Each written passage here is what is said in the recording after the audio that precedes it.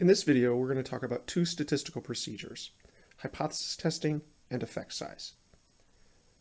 On this first screen, I'm going to make a table where I'm going to compare and contrast hypothesis testing and effect size. Hypothesis testing is also sometimes called significance testing. This is the formula you use for hypothesis testing. And this is the formula you use for effect size.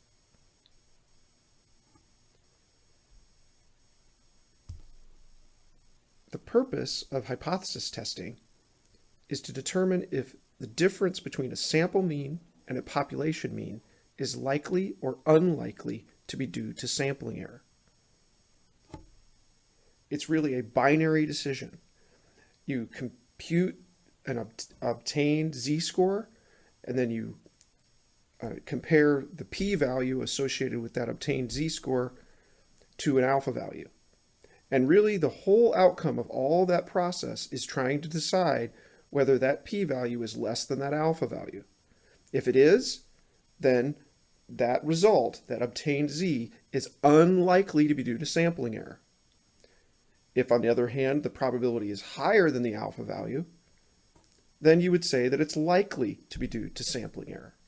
And that's the whole purpose of significance testing. Which of these two possibilities, sampling error or the treatment having effect, is more likely to have generated the difference between the sample mean and the population mean?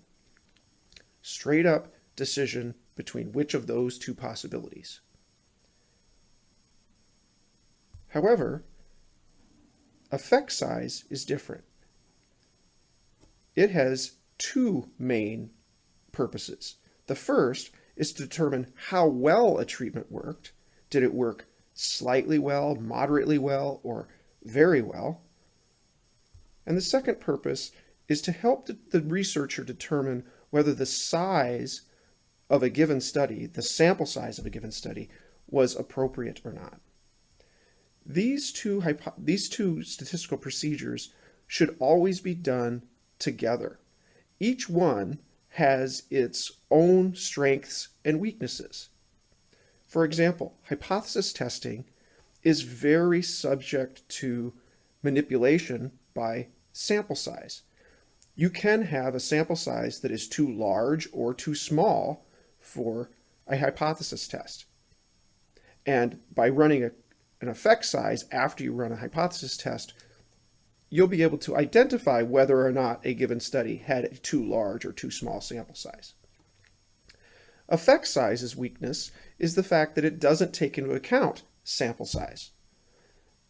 And of course, sample size is a very important factor when you're conducting research, because if you have too large or too small sample size, your study may or may not be appropriate. So both of them together compensate for the other's weakness. I'll show you what I mean on the next slide.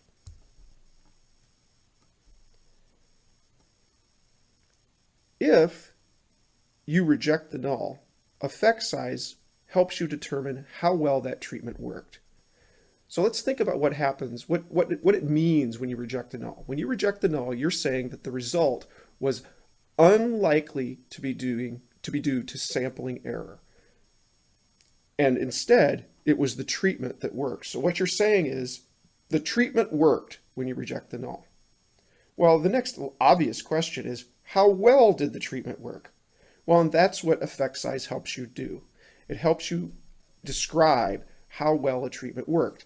Again, if you get a effect size close to 0.2, that is a small effect. If you get something close to 0.5, that is a medium effect.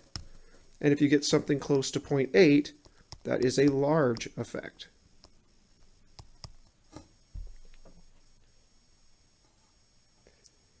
Now, what do you do if you do not reject the null? Why would you need to do an effect size if you do not reject the null? Well, as I've said before, it helps you determine whether the sample size was appropriate. Think about this specific combination of results.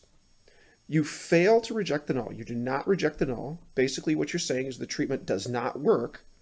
But then you get an effect size that is medium or large.